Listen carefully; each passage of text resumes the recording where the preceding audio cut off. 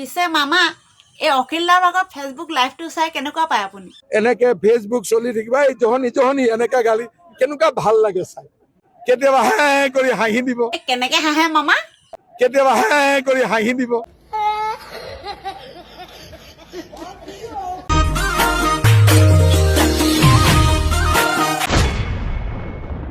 মামা আপোনাৰ বোলে টোপনি নোহোৱা হৈ গৈছে, নিদ্ৰাহীন হৈ গৈছে। এ মামা মই কোৱা নাই নহয়, লুৰিন্দাহে কৈ আছে। মুখ্যমন্ত্ৰীৰ টোপনি নাইকিয়া হৈ গৈছে, নিদ্ৰাহৰণ হৈ গৈছে। খোৱাং সমষ্টিত এবাৰ বিশাল ব্যৱধানত তেওঁলোকৰ প্ৰাৰ্থী হাৰিব বুলি গম পোৱাৰ লগে লগে যোৱাকালি সভা হৈ গ'ল, আজি লগে লগে আহি পালেহি। তাৰ আগত পূৰ্ব মুখ্যমন্ত্ৰীক পঠাইছে, পূৰ্ব মুখ্যমন্ত্ৰীক আৰু দুবাৰ ইয়ালৈ পঠাব। তেওঁৰ একেবাৰে মানে নিকট কেন্দ্ৰীয় ৰাজ্যমন্ত্ৰীগৰাকীও এইবোৰ হালধিবাৰী পঞ্চায়তলৈ যাব লাগে, নিশ্চয় খবৰ পাইছে। হালধিবাৰী, ৰাংচালি, নাহৰণি পঞ্চায়ত এনেকৈ ভাগ ভাগ চাই যিবোৰ মানে পঞ্চায়তত আমি যোৱাবাৰ ভাল ফলাফল কৰিছোঁ, জিকিছোঁ, তাত মিটিং কৰিবলৈ দিছে। আৰু প্ৰধানমন্ত্ৰীক আনিছে মৰাণ সমষ্টিলৈ, প'ল' গ্ৰাউণ্ডলৈ, খোৱাং সমষ্টিলৈ। গতিকে এইবোৰ কথাই প্ৰমাণ কৰে যে খোৱাং সমষ্টিত এইবাৰ ৰাইজৰ জয় আৱশ্যভাম্বী, জনগণৰ ইতিমধ্যে জয় হৈছে। আৰু আগন্তুক দিনসমূহত অহা 9 তাৰিখলৈকে খোৱাং সমষ্টিত ব্যৱধান বহুত বেছি বাঢ়িব, জয়ৰ ব্যৱধানটো।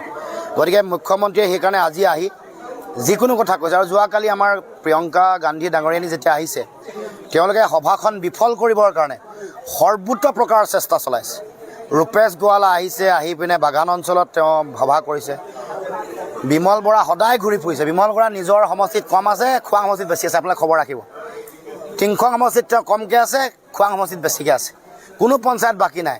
যিবোৰ অসন্তুষ্ট মানুহ, যেনেকৈ ইয়াৰ যিসকলে টিকেট বিচাৰি নাপালে, অসীম হাজৰিকা, ইয়াৰ দীপক তাঁতী, তাৰপিছতে শ্যামল ভূমিজ, এনেকুৱা যিমানবোৰ আছে, যিসকল সকলোকে লগ কৰিছে, লগ কৰি বুজাবলৈ মানে চেষ্টা কৰিছে। বিমল বৰা মূল উদ্যোগ লৈছে।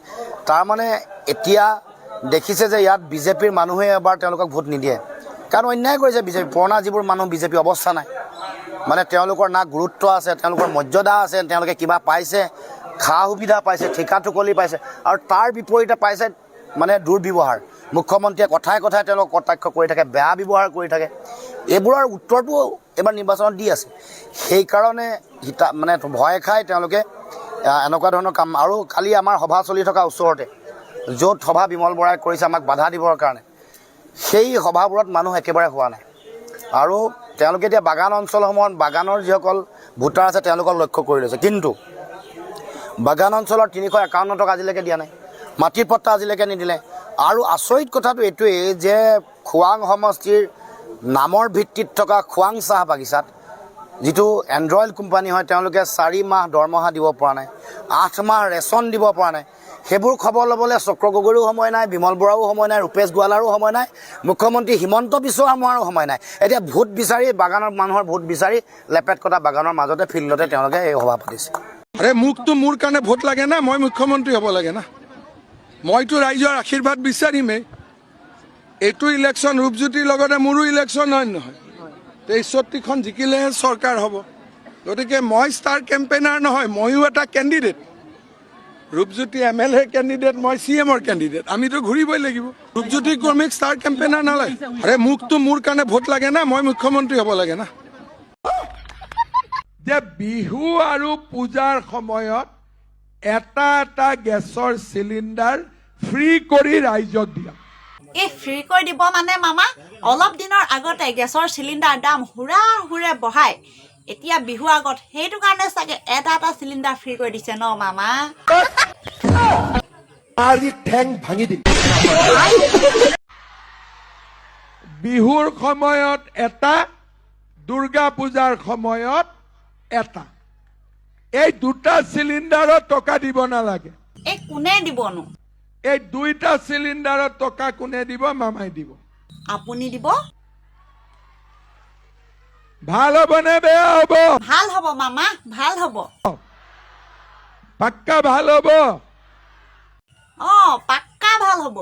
পিছে মামা এই অখিলদাৰ লগত ফেচবুক লাইভটো চাই কেনেকুৱা পায় আপুনি? এনেকে ফেচবুক চলি থাকিবা এই জহনি এনেকা গালি কেনেকুৱা ভাল লাগে চাই। কেতিয়াবা হে কৰি হাঁহি দিব। কেনেকে হাঁহে মামা?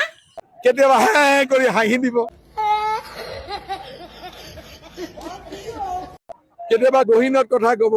অখিল গগৈ আৰু কাৰ্টুন, বাচ্চা ল'ৰাই কান্দিলেও অখিল গগৈ ফেচবুক লাইভ দেখুৱাই দিব লাগে। অখিল গগৈটো বিধানসভাৰ আটাইতকৈ ডাঙৰ কাৰ্টুন।